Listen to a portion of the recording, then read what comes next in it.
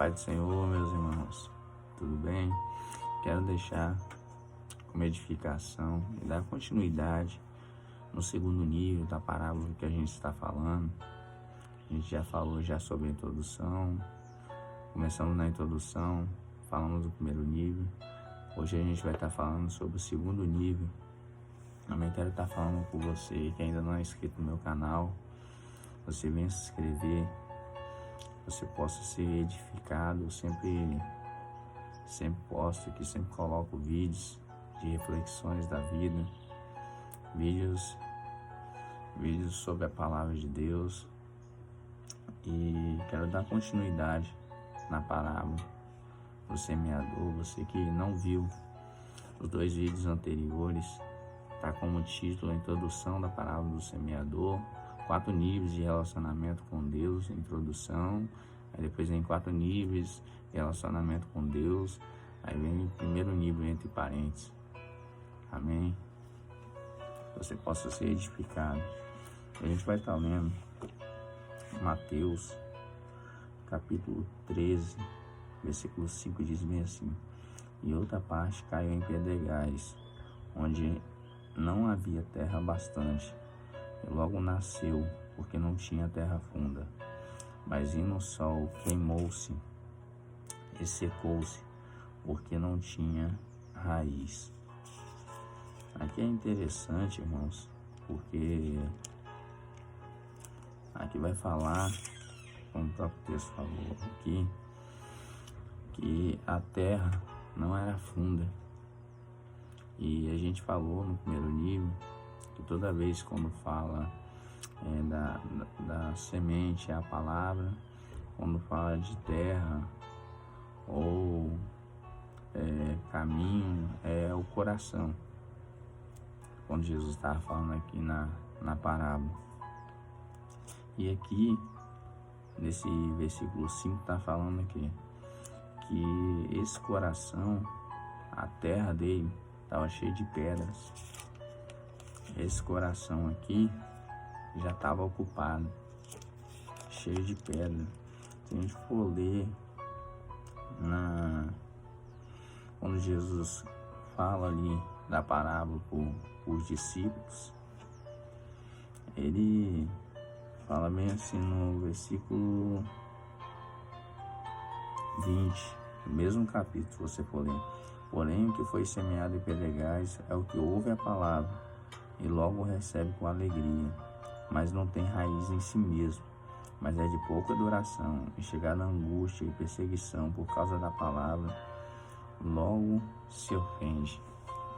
Interessante é que Jesus falou aqui do termo perseguição e falou angústia. O termo perseguição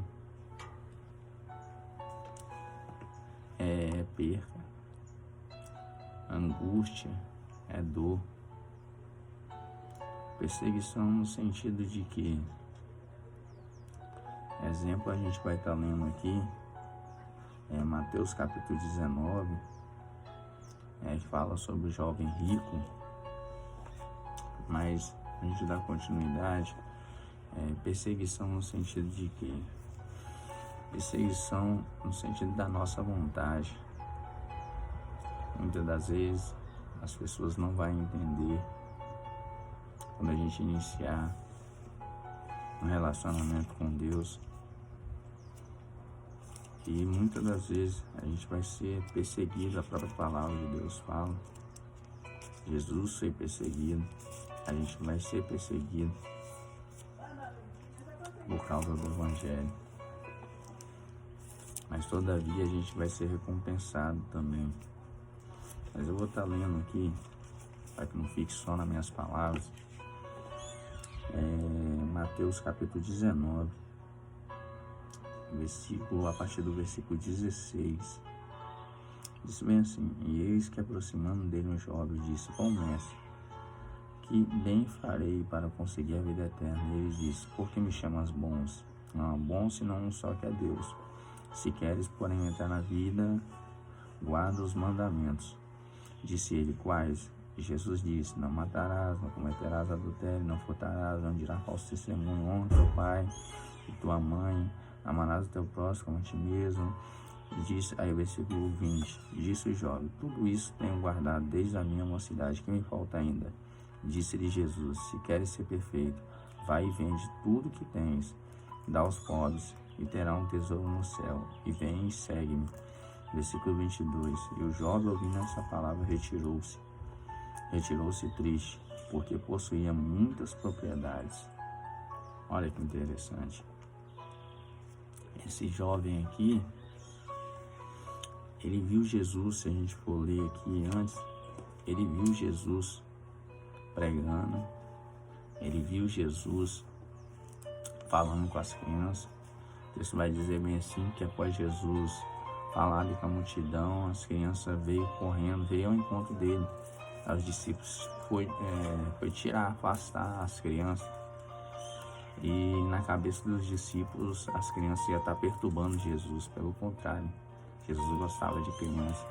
Aí ele falou: deixai vir meninos, pequeninos, dependendo da sua tradução, porque delas é o reino dos céus. Então a gente vê aqui que esse jovem rico, ele tinha aprendido o costume judaico, a religião judaica, o judaísmo. Ele tinha aprendido a lei de Moisés, ele tinha aprendido sobre os 10 mandamentos. E a gente vê aqui que ele cumpriu cerca de 6 a 8 mandamentos. A gente vê aqui que era um jovem religioso, era um jovem que recebeu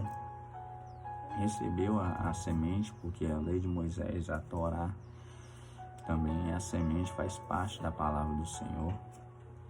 Só que ele não entendeu a Torá, ele não entendeu essa parte, assim como muitos religiosos não entenderam, os fariseus, vários que receberam a lei de Moisés e não entenderam, não compreenderam. A gente vê na época de Jesus, Nicodemos, teve muitos homens que não entenderam a lei. E a gente vê aqui, nesse capítulo 19, que esse jovem, ele era um jovem bom, e sempre me admirei com esse texto, porque Jesus não repreendeu. A gente vê que ele fala, honra teu pai, tua mãe. Jesus fala os mandamentos com ele, ele fala: tudo isso tenho feito. E Jesus não repreende ele. Jesus não fala: afastai de mim, Deus está mentindo. Jesus não repreende. Então a gente vai entender o quê? Que era verdade, que ele estava guardando parte da lei. Só que Jesus, como ele conhece o coração, como ele conhece a gente, ele olhou e falou: só falta uma coisa para ele ser perfeito. Perfeito no sentido de estar no caminho certo. Só falta uma coisa: as riquezas. Por quê? Mas espera aí, Diago, é pecado ter dinheiro? É pecado ter riqueza? Não, de maneira nenhuma. Abraão tinha dinheiro, Davi tinha dinheiro, Jó era o homem mais rico do Oriente. A gente vê vários homens na Bíblia que tiveram dinheiro, que tiveram riquezas.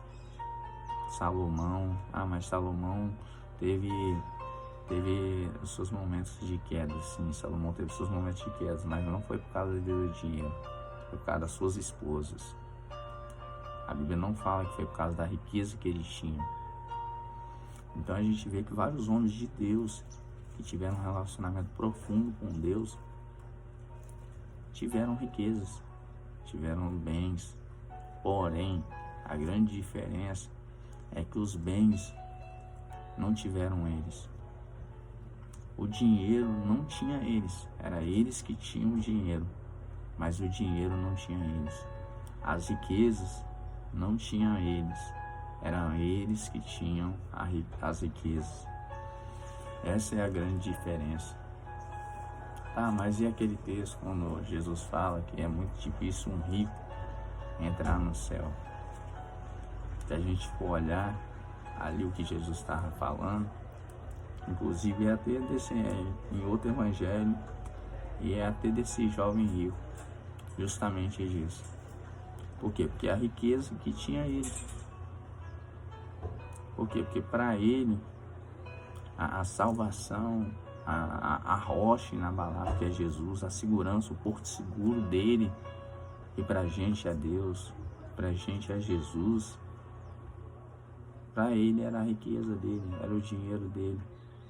E Jesus, a única coisa que Jesus estava pedindo, estava falando com ele na verdade, era para ele escolher entre ele e as riquezas dele.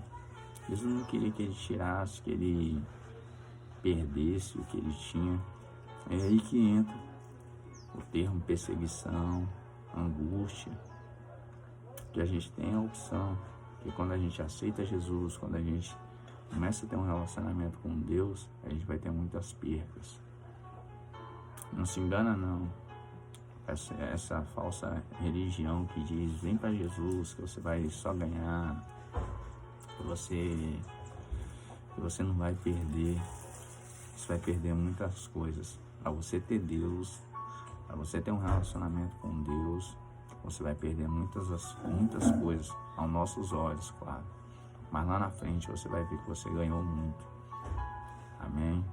Não possamos, nesse segundo nível, não possamos fazer igual esse jovem rico. Eu usei como base aqui do segundo nível. Tem outros também. Falam sobre a angústia, sobre a dor, para continuar um relacionamento com Deus. Exemplo, Jó. Jó, ele perdeu tudo, mas mesmo assim um relacionamento com Deus, ele continuou. Ele reclamou sim da vida dele, e foi sincero. Muitas pessoas pensam que não precisa, que se ela falar com Deus que ela está fraca, que ela não está conseguindo, que ela não vai conseguir, que aos olhos dela não vai conseguir. Eles pensam que está murmurando contra Deus. Não. Deus conhece o nosso coração. Não adianta nada eu falar que eu estou feliz, que eu estou alegre, mas o meu coração está triste. Não adianta nada eu sorrir se a minha vontade é chorar. Deus conhece o nosso coração. Amém? Então que possamos aprender com esse segundo nível. Não se ofender. A gente vai estar falando do terceiro e quarto nível, para a gente estar encerrando essa parábola do semeador. Amém? Que Deus abençoe a sua casa, que Deus abençoe a sua família. E assim como eu falei, você que ainda não é inscrito no meu canal, que você venha se inscrever, compartilhe esse vídeo, para que assim como você está sendo edificado por essa palavra, por essa reflexão, mais pessoas possam ser edificadas também. Amém? Deus abençoe.